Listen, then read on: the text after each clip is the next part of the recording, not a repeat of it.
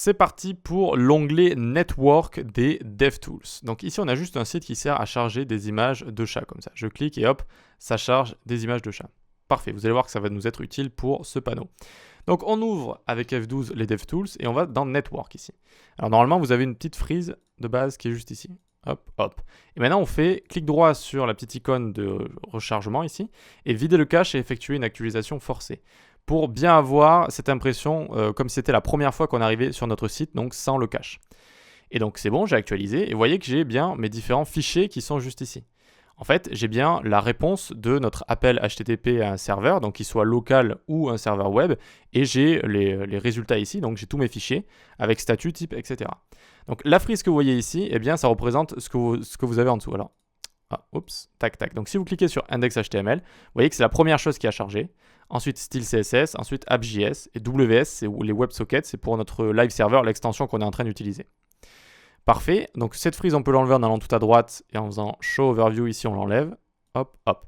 Ensuite, les statuts, donc c'est les réponses de notre serveur, avec 200, qui est une réponse OK, c'est-à-dire ça a fonctionné, notre requête a fonctionné, et on a bien en retour ici nos différents fichiers qu'on a demandés.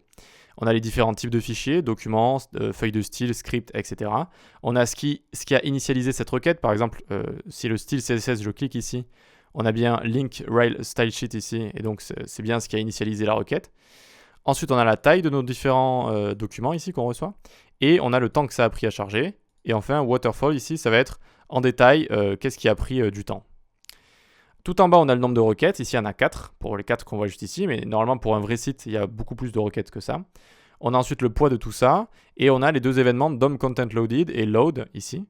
Ok, donc c'est quand est-ce que le DOM a fini de charger et quand est-ce que notre site totalement a fini de charger. Voilà. Très bien, très bien. Donc pour ça, c'est ok. Vous pouvez faire clic ici sur les outils de network pour utiliser des rangées un petit peu plus grandes ici si vous voulez. Bon, c'est plus ou moins utile. Ça sert à montrer la frise encore. Ça aussi, la frise, ça peut ne pas tout le temps être utile. C'est vraiment ce qui est écrit à l'intérieur ici qui est intéressant. Et ce qu'on peut faire aussi, c'est cliquer, par exemple. On clique sur index.html et là, on a vraiment en détail notre requête HTTP, méthode get, le statut de réponse qu'on a, où est-ce que c'est allé demander tout ça. Et on a pas mal d'informations. Donc là, on est dans le headers ici. On peut avoir le preview, donc qu'est-ce qu'on a chargé, qu'est-ce qu'on a demandé de charger. La réponse donc notre HTML. Et le JS que vous voyez ici, c'est le live server.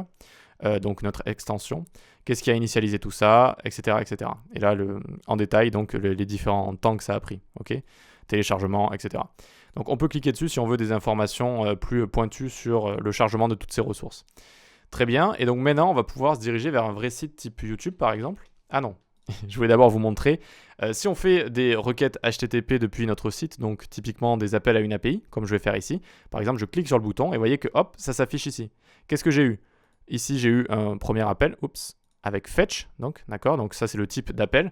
C'est le code qui est juste ici dans notre JS. C'est juste une méthode fetch que j'ai faite juste ici.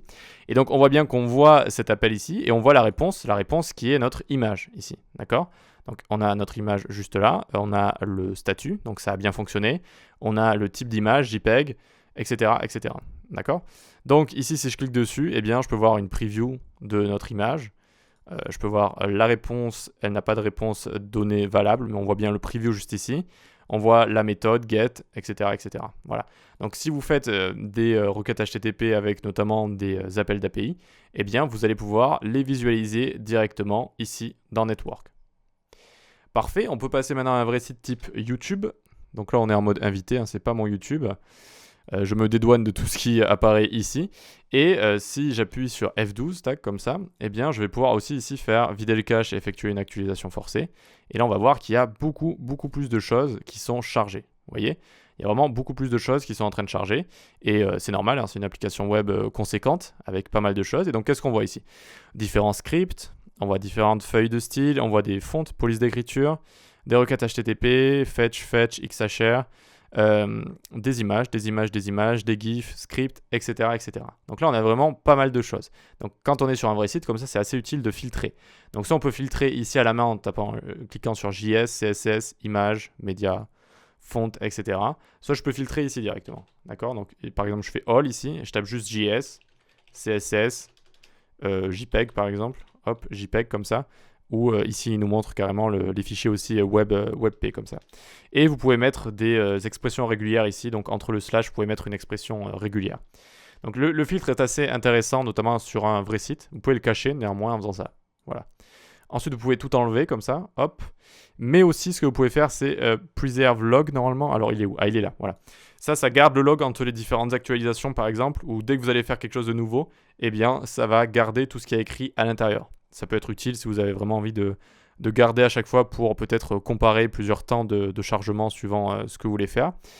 Et pour terminer, on va voir la fonctionnalité plutôt cool de ce panneau qui va être le throttling ici, donc c'est-à-dire l'étranglement. Et donc ça va nous permettre de simuler une connexion internet, par exemple slow 3G ici, je clique, et si j'actualise, eh bien ça va mettre beaucoup plus de temps, et je vais pouvoir vraiment voir tout ce qui se passe, notamment avec ma petite frise chronologique ici, et tout ce qui est en train de charger, etc. Je vais voir le temps que ça prend avec une connexion slow 3G. Parce que si vous avez la fibre ou une vraiment bonne connexion, eh bien c'est utile de se mettre à la place de ceux qui ont une moins bonne connexion, ou alors de ceux qui sont avec un portable à la campagne ou ce genre de choses. Eh bien comme ça, vous pouvez voir le temps que ça prend, voir ce qui est long à charger ou pas. Vous voyez que là, ça fait plus de 22 secondes que j'y suis et tout n'est toujours pas chargé et c'est encore en train de mouliner et en train de recevoir des ressources, de télécharger pas mal de petits trucs. Ok ? Donc voilà la partie la plus utile. Enfin non, il y en a plein qui sont utiles. Mais ça, c'est une fonctionnalité qui est quand même très très sympa, l'étranglement comme ça. Ça a un nom un petit peu bizarre, mais c'est assez cool.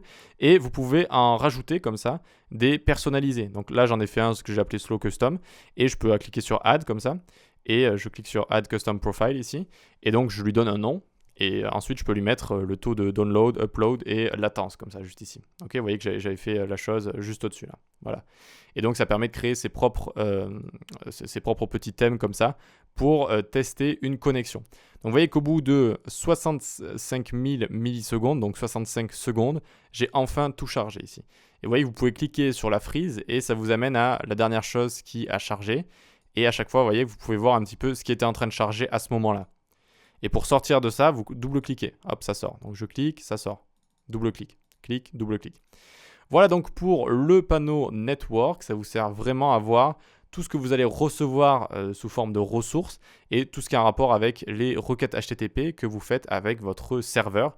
Donc autant quand vous allez utiliser des API et quand vous allez faire des requêtes avec Fetch par exemple, autant quand vous allez actualiser comme ça et que vous allez recevoir des données depuis un serveur, le temps que ça va prendre, les différents statuts, les différents fichiers, etc., etc. Ok pour ça, on va pouvoir passer à la suite dans une prochaine vidéo. Ciao.